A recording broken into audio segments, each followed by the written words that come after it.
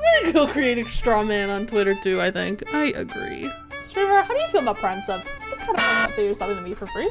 I'm not good enough to spend real money on? I have to agree. Yeah, you should do that one, actually. That one's really good. That one's really good. You should do that. I think that could really cause a scene. And then you could go on a whole diatribe about, obviously, like, if you have an Amazon Prime subscription, I think you're, like, immoral. Oh, you have a subscription to Amazon.com? I really don't want to get my jack.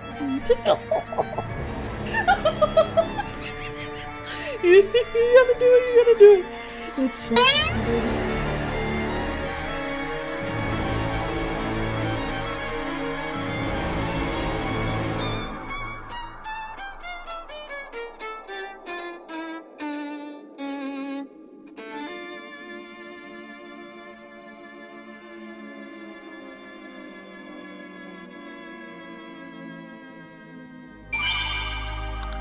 Hello to all gold diggers, bums, ungrateful bitches, entitled women, and chubby cheeks. This one is for you. For those of you who are only online to watch YouTube while you cook or show your mom something that she's not gonna laugh at, this is about to be a whole lot of nonsense. For those of you unlucky enough to be on streamer Twitter, you may recognize me from my most recent straw man.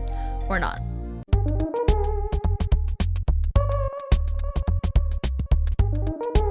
I was pretty proud of him. Thought he'd do nicely for a bait post, and I was correct. I'm not big on Twitch or Twitter yet. Hopefully one day that will change. So the reaction that I received on this post that I whipped up on my 15 at the Straw Factory completely surpassed my expectations. But once the bait was taken, this was completely inevitable because this is how streamer Twitter theater operates. When I first made the post, I sincerely did not intend on making a video about this. I thought my point came across on Twitter, but after reading truly some of the most unhinged responses to getting duped I've ever read in my life, I think it's time we have a talk about engagement farming, nicety or respectability politics, satire, and the privacy of public spaces. I don't want to talk about who is right in this situation. That doesn't interest me. This is me on Twitter. What I do want to do is bring attention to these dynamics, both in terms of these online relationships, as well as our relationship to the internet itself, and why there seems to be such a misconception as to what is acceptable and what isn't. I am by no means the content arbiter, okay? You get to do what you want, after all, it is your content, but there is a trend, as particularly happening on streamer Twitter, that I think is nefarious and not all it's cracked up to be. How do you feel about Prime subs? I think it's kind of fucked up. You're only subbing because it's free? Like I'm not good enough to spend real money on. Thoughts? So it's possible some of you just digested that tweet in earnest and are unaware of what that tweet was satirizing. And even though I littered the post with silly emojis and concocted an egregiously bad take that no one actually believes, it is still possible that you took it at face value. If you're just an offline kind of person or aren't actively engaged in streamer Twitter like I had mentioned earlier, then this makes sense. I'm here to tell you that this kind of engagement farming is very, very common, particularly in this space, and it will typically fall into these two categories. So first we have positive appreciation. So this means tagging 5 people you want to collaborate with, tagging your mods and sending love to your mods. Similar interest posts like, anybody else play Stardew Valley? Please like, comment, share, hashtag small streamer, hashtag stream Twitter. Then we have the negative engagement farming post, which will typically be about lurking in a stream. Streamers, how do we feel about lurkers? Posting when that was a thing, raiding at the end of streams and how many people are involved in that raid, subscribing versus just following and when to follow and when to subscribe.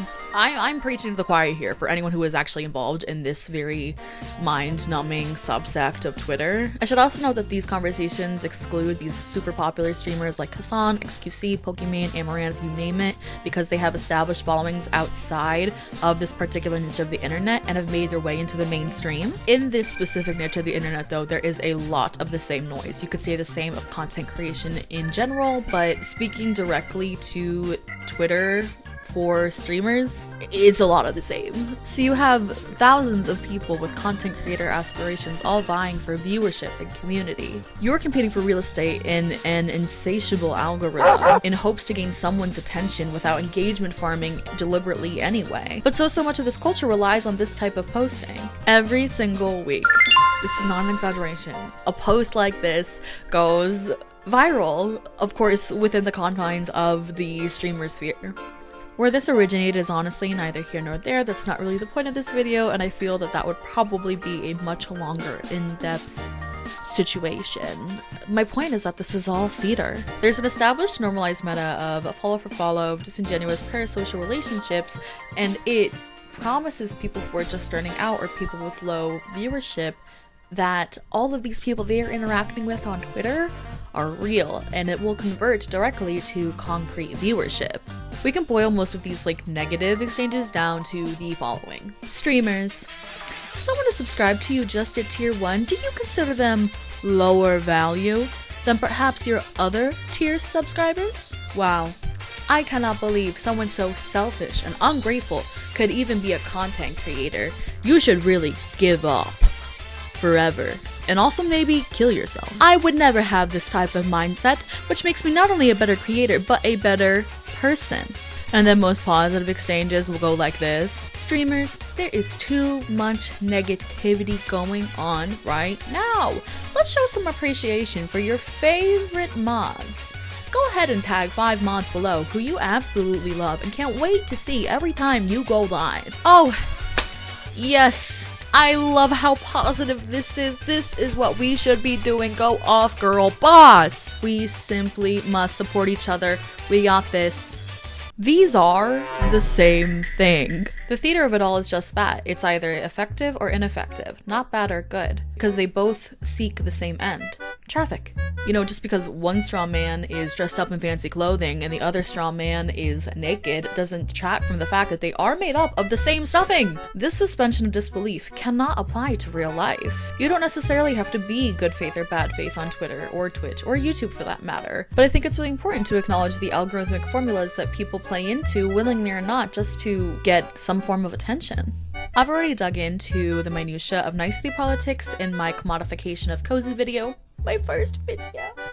So if you want to deep dive into how this concept manifests in the sphere of cozy content specifically, what if you checked it out? I'm bringing this up again because a lot of the backlash that my friends and I received after this post revolved around it being made in poor taste, that there was this sheer disbelief that something on the internet that they consumed would be made up.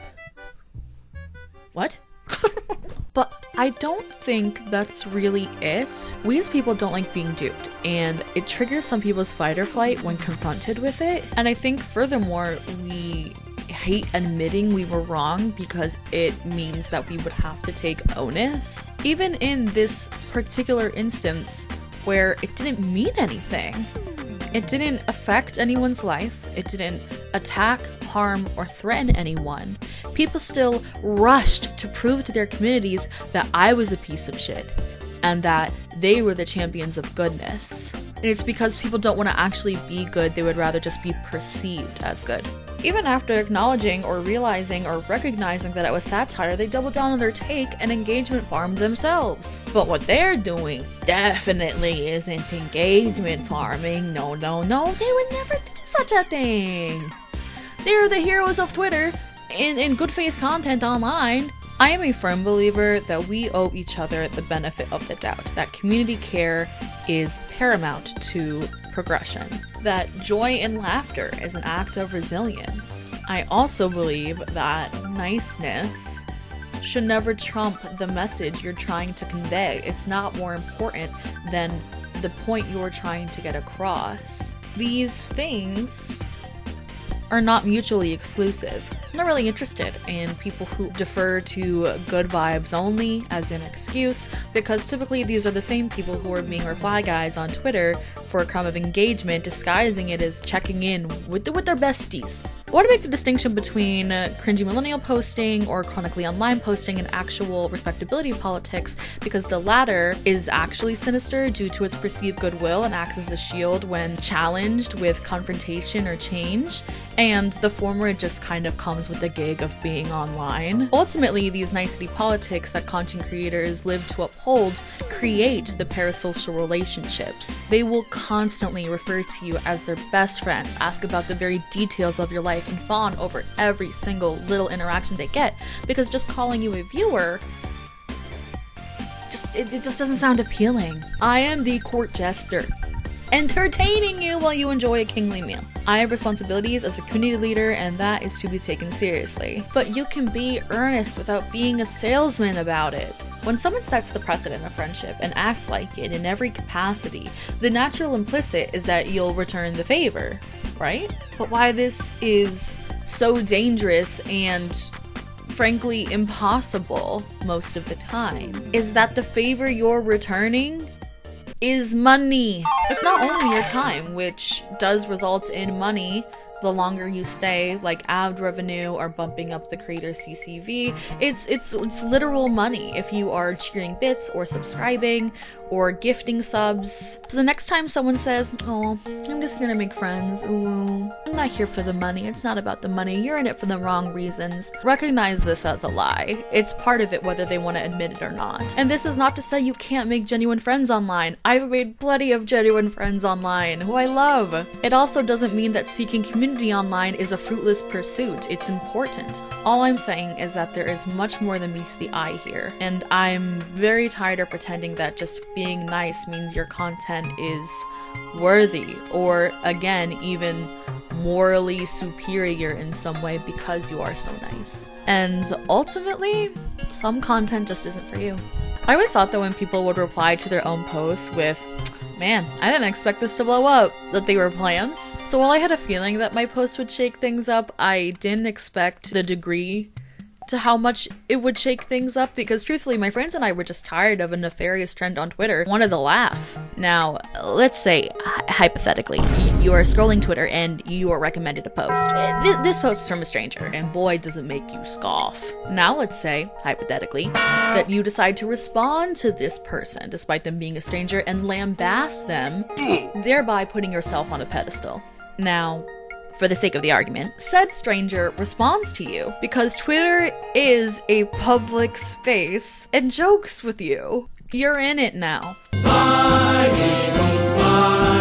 Is it true that once something has been posted that anybody on the internet can consume it? Yes, of course, barring privacy settings. And everyone has to take responsibility for what they do post, but that also extends to what you interact with and respond to. And did you know? You don't have to engage in a conversation not meant for you with someone you don't know. We are all existing on the internet with different lengths of reach, with different pools of community, with different ideas of what content to share. Unless serious harm is being done, maybe don't deliberately consume misinformation to perpetuate it. Oh my God! Because you know what you're doing. You can't quantify goodness in any real way. You're not earning points. You're not getting a cookie. So why then is there this impulsive, implicit need to jump onto every single bandwagon that pulls into the station? Because most of the time, they're phantoms! They're not real! They're ghosts, they're specters, they're spirits, they are phantoms, they're made up, they're not real, they're phantasms! Subversion is an effective and valid way to counteract this. Okay, so we've established what normally flies on streamer Twitter and why it's so deceptive, but K, I want dirt! I am here for drama. Let me start by saying that while there are good and bad examples of satire, in my opinion, it is more important whether it is effective or ineffective, as I had mentioned earlier. Because while one measure is completely subjective, the other can be demonstrably proven or even replicated. There seemed to be some confusion about what satire actually is, so I thought I'd explain it in my own words instead of pulling up a page from the Wikipedia, because if you wanted to do that, you could do it yourself. So to me, it is the art of punching across the aisle or upward at an established concept, trend, personhood, place, theme, etc., with a deep understanding of what you are aiming to satirize. You could punch down, but why would you do that?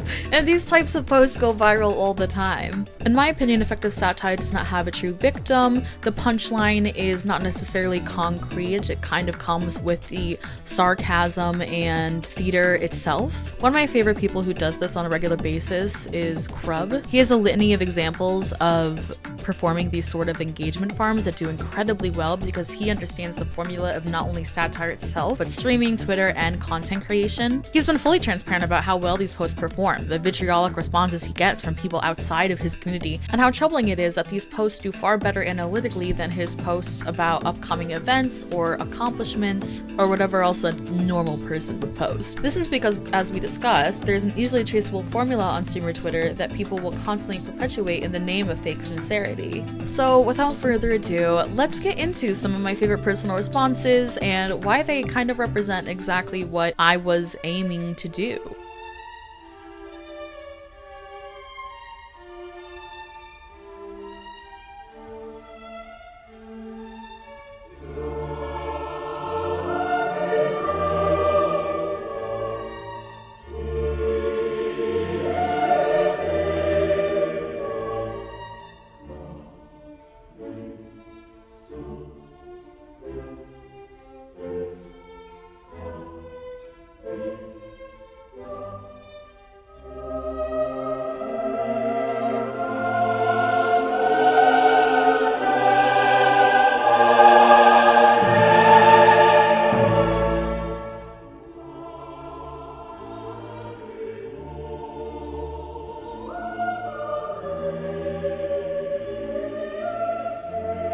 I know this was super niche, but if you're part of the niche in question, I hope this made you think about the spaces that you occupy, the way you're digesting information online, and if you're a content creator yourself, how you're presenting yourself to your community. If you're not a part of this niche and you're still here, damn, thank you.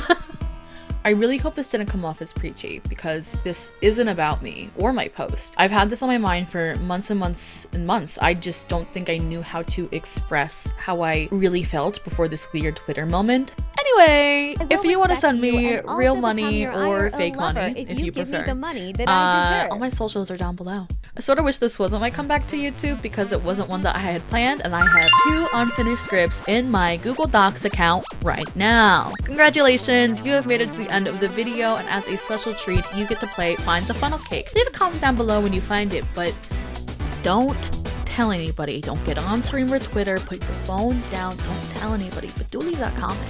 Thank you for watching and liking this video. Hope you liked it because I did. Take care of yourself, come again real soon, and please email Jeff Bezos to tell him to make all Prime subs tier 3 subs. Okay, bye!